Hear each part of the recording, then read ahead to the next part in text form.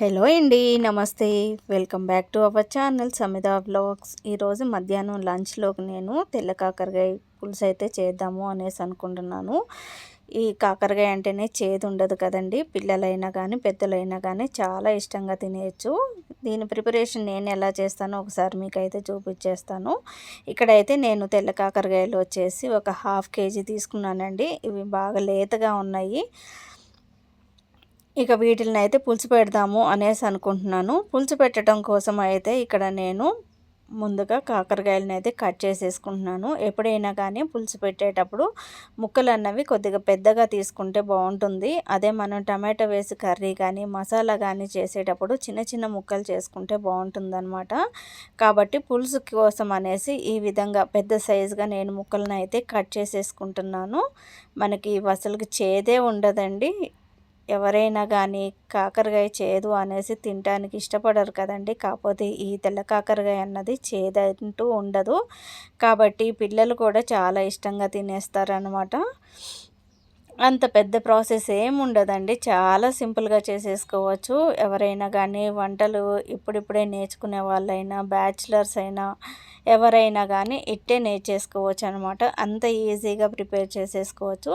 చూసారా అండి, పులుసుకైతే ఈ విధంగా అయితే నేను ముక్కల్ని పెద్ద పెద్దగా అయితే కట్ చేసుకున్నాను. ఇది పర్ఫెక్ట్గా సరిపోతుందనమాట. ఇప్పుడు ఈ ముక్కలను అయితే వాటర్లో వేసేసుకుంటున్నాను. వాటర్లో కొద్దిగా నేను సాల్ట్ అయితే వేసేసానండి. సాల్ట్ వేసేసి ఒక 10 minutes వరకు అలానే ఉంచేసి తర్వాత 1-2 సార్లు అయితే మంచిగా వాష్ చేసేసుకున్నాను. వాష్ చేసేసుకున్న తర్వాత వాటర్లో నుంచి అయితే సపరేట్ చేసేసుకుంటున్నానండి తెల్ల కాకరకాయని. రెగ్యులర్గా మనమైతే నాటు కాకరకాయలు చిన్న కాకరకాయలు అవైతే చూస్తూ ఉంటాం కదండి. ఇవైతే ఎప్పుడో ఒకసారి దొరుకుతూ ఉంటాయి కాబట్టి దొరికిన ప్రతిసారి అయితే తెచ్చేసుకుంటూ ఉంటాము. ఇక్కడ కర్రీ ప్రిపేర్ చేయడం కోసం అయితే ఇక్కడ నేను ప్యాన్ తీసేసుకున్నాను. ప్యాన్ హీట్ అయిపోయిన తర్వాత కర్రీకి సరిపడా ఆయిల్ని అయితే వేసేసుకుంటున్నానండి. ఆయిల్ వేడైపోయిన తర్వాత ఇక్కడ జీలకర్ర ఆవాలు ఒక స్పూన్ అయితే వేసుకున్నాను. అవి కొద్దిగా ఫ్రై అయితే సరిపోతుందన్నమాట. మనకి అంత ఎక్కువ కూడా ఫ్రై చేయాల్సిన అవసరం ఏమీ ఉండదు. అలానే ఇక్కడ ఒక ఉల్లిపాయ అయితే కట్ చేసేసుకున్నాను. అలానే 3-4 గ్రీన్ చిల్లీ కూడా వేసేసుకొని కొద్దిగా కరివేపాకు కూడా వేసుకొని వీటిని అయితే ఫ్రై చేసేసుకుంటున్నాను. మనకు కొద్దిగా కలర్ చేంజ్ అయ్యేంత వరకు ఫ్రై అయితే సరిపోతుందన్నమాట. దాంట్లోకి ముందుగా కట్ చేసుకున్న తెల్ల కాకరకాయ ముక్కలు అయితే ఉన్నాయి కదండి, అవైతే వేసేసుకొని ఒకసారి కలుపుకొని మనం మూత అయితే పెట్టేసుకోవాలి. త్వరగానే కుక్ అయిపోతుందిలేండి. చాలా లేతగా ఉన్నాయి కాబట్టి ముదురువి అనేసి అనుకుంటే కొద్దిగా టైం పడుతుంది అనేసి అనుకోవచ్చు. కాకపోతే ఇవి లేతగా ఉన్నాయి కాబట్టి మనకి ఒక 5-10 minutesలోనే సాఫ్ట్ అయిపోతాయి అన్నమాట. ఈ విధంగా సాఫ్ట్ అయిపోతే సరిపోతుంది మనకి. ఇంకా ఎక్కువగా కుక్ చేసాము అనేసి అంటే అవి స్మాష్ అయ్యే ఛాన్సెస్ ఉన్నాయి. కాబట్టి ఈ విధంగా కుక్ అయిపోయిన తర్వాత ఒక పెద్ద సైజు టమాటో బాగా పండింది అయితే తీసేసుకుంటున్నాను. ఎలాగో పులుసు చేస్తున్నారు కదా, మళ్ళీ టమాటా ఎందుకు అనేసి అనుకుంటారా? టమాటా వేసాము అనేసి అంటే ఇంకా టేస్ట్ అన్నది ఎన్హాన్స్ అవుతుంది. కాబట్టి ఇక్కడ నేను ఒక పెద్ద సైజు టమాటో ఒకటి తీసేసుకొని టమాటో కూడా సాఫ్ట్ అయ్యేంత వరకు అయితే నేను కుక్ చేసేసుకున్నానండి. కుక్ చేసుకున్న తర్వాత ఇక్కడ 1 టేబుల్ స్పూన్ వచ్చేసి ధనియాల పొడి వేసుకున్నాను. అలానే 1 టేబుల్ స్పూన్ అల్లం వెల్లుల్లి పేస్ట్, అలానే 2 టేబుల్ స్పూన్లు వచ్చేసి కారం కూడా యాడ్ చేసేసుకోవాలి. ఇక్కడ పులుసు చేస్తున్నాను కాబట్టి కారం అన్నది కొద్దిగా ఎక్కువే పడుతుందన్నమాట. నేనైతే 2 టేబుల్ స్పూన్స్ అయితే కారం అన్నది వేసేసుకున్నాను. అలానే 1/2 టేబుల్ స్పూన్ వచ్చేసి గరం మసాలా వేసుకున్నాను. 1/4 టేబుల్ స్పూన్ వచ్చేసి పసుపునైతే యాడ్ చేసేసుకున్నాను. అలానే టేస్ట్కి సరిపడా సాల్ట్ అన్నది వేసేసుకోవాలి.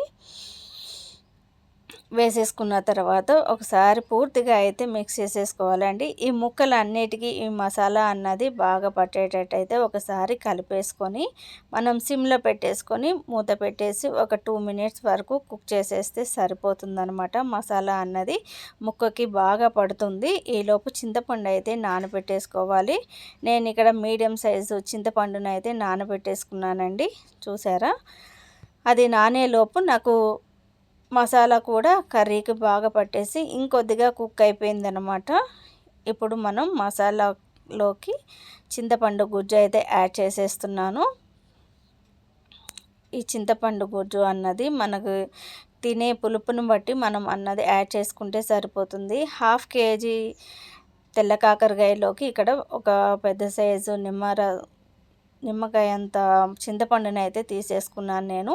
ఇదైతే మనకి చేదు ఉండదు కాబట్టి చాలా మంచిగా ఉంటుందన్నమాట. చింతపండు వేసినా కానీ ఇంకా తినాలి అనేసి అనిపిస్తూనే ఉంటుంది. మనం పులుసు వేసిన తర్వాత ఒక 2 మినిట్స్ వరకు మూత పెట్టేసుకొని కుక్ చేసేసుకుంటే మనకి తెల్ల కాకరకాయ పులుసు అయితే రెడీ అయిపోతుందన్నమాట. తినేటప్పుడు ఎంత టేస్టీగా ఉంటుందోనండి. కాకరకాయ అన్నది పిల్లలకి దాని గురించి తెలియలేదు అనేసి అంటే అలా పెట్టేసినా కానీ వాళ్ళకు కూడా తెలియకుండా తినేస్తారనమాట.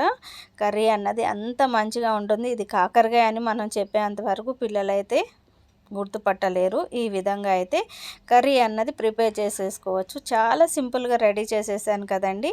ఈరోజు మా మధ్యాహ్నం లంచ్లోకి వచ్చేసి బ్రౌన్ రైస్ అలానే తెల్ల కాకరకాయ పులుసు అయితే రెడీ అయిపోయిందండి. మీరు కూడా ఒకసారి ట్రై చేసి చూసేసేయండి. మరి నా ఛానల్ని సబ్స్క్రైబ్ చేసుకోండి.